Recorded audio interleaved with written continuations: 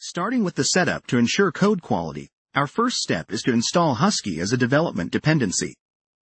Husky will assist us with Git hooks, and to do this, simply run npm install husky, save dev in your terminal. Once Husky is installed, we need to enable Git hooks. We do this by running npx husky install. This command creates an initial setup including a Husky directory, which is where our hooks will reside. Next, we'll add a prepare script in our package JSON. This script runs Husky install to ensure Husky is set up properly every time anyone runs npm install on the project, thus, automating our Husky hook installations. Now, let's configure our pre-commit hook.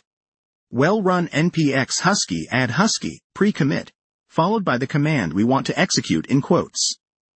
Here, we're defining npm run lint as our pre-commit hook, which will trigger a linting process before every commit.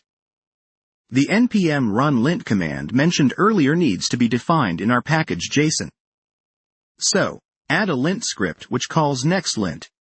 This utilizes Next.js's built-in ESLint configuration to check our code for any linting errors. Finally, we must ensure that ESLint is installed in our project. If not, install it by running npm install ESLint, save dev. ESLint is a crucial tool that helps us maintain code quality by enforcing coding standards and detecting anti-patterns.